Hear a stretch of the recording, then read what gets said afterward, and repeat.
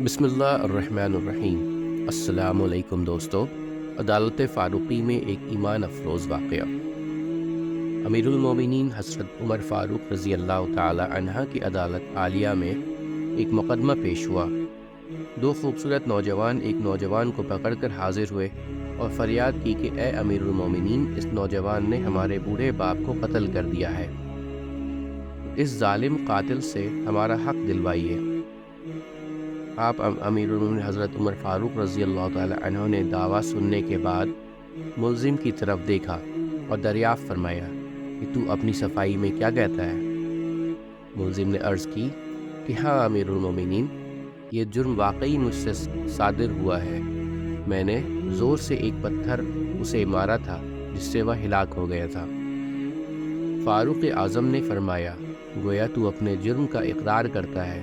ملزم: ہاں امیر المومنین، یہ جرم واقعی مجھ سے صادر ہوا ہے۔ آپ نے فرمایا، پھر تم پر قصاص لازم ہو گیا اور اس کے عوض تمہیں قتل کیا جائے گا۔ ملزم نے جواب دیا، آقا، مجھے آپ کے حکم اور شریعت مطہرہ کے فتوے سے انکار نہیں، البتہ میں ایک گزارش کرنا چاہتا ہوں۔ ارشاد ہوا، بیان کرو۔ عرض کی، 3 دن کی مہلت چاہتا ہوں، 3 دن بعد حاضر خدمت ہو جاؤں گا۔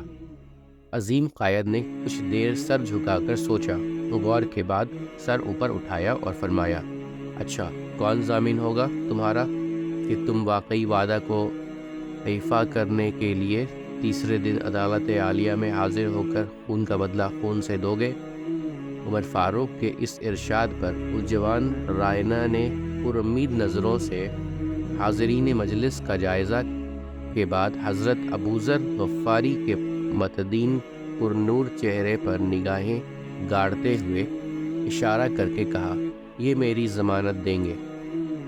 خلیفۃ الرسول نے ان سے دریافت فرمایا تو انہوں نے کہا، بے شک میں ضمانت دیتا ہوں کہ نوجوان 3 دن بعد تکمیل قصاص کے لیے عدالت میں حاضر ہو جائے گا۔ اس ضمانت کے بعد ملزم کو چھوڑ دیا گیا۔ 2 دن گزر گئے اور تیسرا دن آ گیا۔ جلیل القدر صحابہ اور مشیران خلافت دربار میں جمع ہوئے۔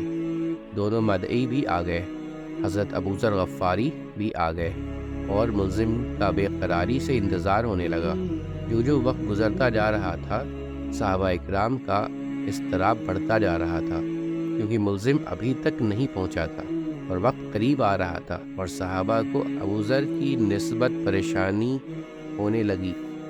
1-2 مرتبہ مدعیوں نے بھی دریافت کیا، مگر انہوں نے ہر مرتبہ یہی جواب دیا کہ اگر 3 یوم گزر گئے اور ملزم نہ آیا تو میں اپنی ضمانت پوری کروں گا، پریشانی کی کوئی بات نہیں۔ جب حاضرین پریشانی کی انتہا پر پہنچ گئے اور دہلا دینے والے انجام کے تصور سے سہم گئے کہ اچانک ایک طرف سے ملزم دربار میں حاضر ہوا۔ اس کا جسم پسینے سے شرابور تھا، چہرے پر گرد جم چکی تھی، مسلسل بھاگنے سے اس کی سانس پھول گئی تھی۔ اس نے آتے ہی سلام کیا اور عرض کی، اللہ تعالیٰ کا جو حکم ہے بجا لایا جائے۔ امانت کی سپردگی۔ آپ رضی اللہ عنہ کی دریافت کرنے پر ملزم نے بتایا کہ میں ایک امانت والے کے سپرد کرنے گیا تھا۔ واقعہ یوں ہے کہ میرا ایک چھوٹا بھائی ہے، والد فوت ہو گیا۔ موت سے پہلے اس نے میرے پاس میرے چھوٹے بھائی کے لیے کچھ سونا رکھا تھا اور وصیت کی تھی کہ جب وہ جوان ہو جائے تو اس کے سپرد کر دینا۔ میں وہ سونا ایک جگہ رکھ آیا تھا جس کا مجھے ہی علم تھا، اس لیے میں وہ سونا اس کے سپرد کرنے گیا تھا۔ الحمدللہ میں نے امانت اس کے سپرد کر دی جس کی وہ تھی۔ امیر المومنین رضی اللہ عنہ نے ابوذر غفاری رضی اللہ عنہ سے پوچھا کہ آپ نے اس کی ضمانت کیوں دی تھی؟ کیا یہ آپ کا واقف تھا؟ انہوں نے کہا کہ میرا اس سے کوئی تعلق نہ تھا، صرف یہ بات تھی کہ جب اس نے پر امید نگاہوں سے میری طرف دیکھا تو مجھے خیال آیا کہ اگر بھرے مجمع میں بھی میں اس کی ضمانت نہ دوں تو کل قیامت کے دن رب العزت کے سامنے شرمندہ ہونا پڑے گا، کہ اتنے آدمیوں میں سے کوئی بھی اس کا ضامن نہ بن سکا، اس لیے میں نے اس کی ضمانت دی۔